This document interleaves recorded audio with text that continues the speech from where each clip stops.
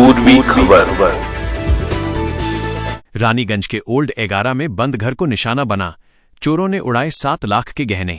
पीड़ित परिवार ने पुलिस गश्ती पर उठाए सवाल। रानीगंज थाना के बल्लभपुर फांडी अंतर्गत ओल्ड 11 के जोड़ा बटतला बाउल हीड़ इलाके में बुधवार की रात एक बंद घर का ताला तोड़कर चोरों ने करीब 7 लाख रुपए के कीमती आभूषणों पर हाथ साफ कर दिया, जिससे पूरे इलाके में हड़कंप मच गया है। गृह स्वामी बापी बावरी ने बताया कि बुधवार रात करीब 8 बजे सास की अचानक तबीयत बिगड़ने की खबर पाकर वे सपरिवार ससुराल गए थे, लेकिन जब अगली सुबह लौटे तो घर की खिड़की टूटी हुई और दरवाजा खुला मिला।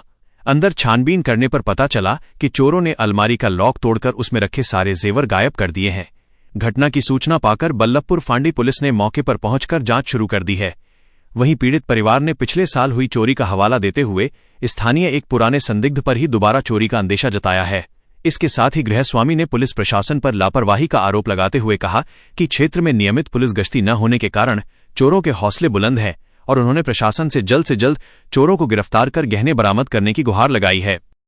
সকালবেলা 8টা নাগাদ কাকিমা ফোন করে, কাকিমা আসছে এখানে বাড়িতে আসার পর ফোন করে যে আমার বাড়িতে সোনা দানা মানে চুরি হয়ে কথা বলতে বলে চুরি হয়ে গেছে। আমরা বাড়ি এসে দেখলাম যে দরজা ভাঙা, জানলা ভাঙা। এসে তারপর দেখলাম প্রত্যেকটা রুম চেক করার পর দেখছি এক একটা মানে ময়নাঘাটি যেগুলো ছিল সেগুলো দেখছি এক একটা করে এবার কিছুই নেই, সব বাক্সগুলো দেখছি খালি। এই সকালবেলায় 9টা নাগাদ আমরা দেখলাম। তো আপনাদের তরফ থেকে পুলিশকে কোনো জানানো হয়েছে?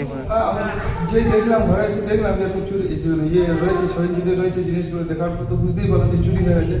তো সঙ্গে ফোন করি আউটপোস্টে বল্লভপুর ফাঁড়িতে। ওইখানে ফোন করার পর বড়বাবু আসেন, নিজে দেখে যান সব কিছু, আর যাবতীয় জিনিসপত্র সব লিখে দিয়ে দেন, চুরি করেছে, কত টাকা সম্পত্তি ছিল সেগুলো। বলছি বারবার এই বাড়িতে বলছে নাকি এর আগেও চুরি হয়েছে। তো এর আগেও একবার চুরি হয়েছে। কাকিমার একটা কাপড় দোকান আছে রোডের সাইডে, বাড়ির সাথে যুক্ত। তো সেটা আজ বছরখানেক আগে একবার চুরি হয়েছে। এর আগেও চুরি হয়েছে, না চুরি হয়েছে।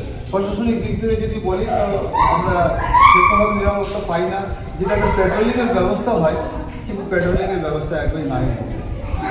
যখনই কোনো দুর্ঘটনা ঘটে তখনই কিন্তু পুলিশ গাড়ি দেখতে পাই, তাছাড়া কিন্তু আমরা গাড়ি দেখতেই পাই। আর বছরের পর এই টাকা বছর হয়েছে, আবার এই হয়ে গেছে। কি নাম আপনার? আমার নাম প্রবীণ দাস, আমি পাড়াতেই থাকি। উনি আমাদের বিজেপির কার্যকর্তা। আমরা ছুটে এসেছি, যখন শুনলাম যে বাড়িতে চুরি হয়ে গেছে আমরা বিজেপির কার্যকর্তা হিসাবে আমরা চলে এসেছি। আমাদের এটা দায়িত্ব, আমরা নিজেরা পালন করেছি, পাশে দাঁড়ানো যেহেতু কর্তব্য আমাদের পাশে দাঁড়ানো, তাই আমরা সব পাশে আছি। ঠিক আছে আর থাকবো। हमारे चैनल को लाइक, शेयर, सब्सक्राइब करना ना भूलें और बेल आइकन को दबाना ना भूलें और देखते रहें पूर्वी खबर।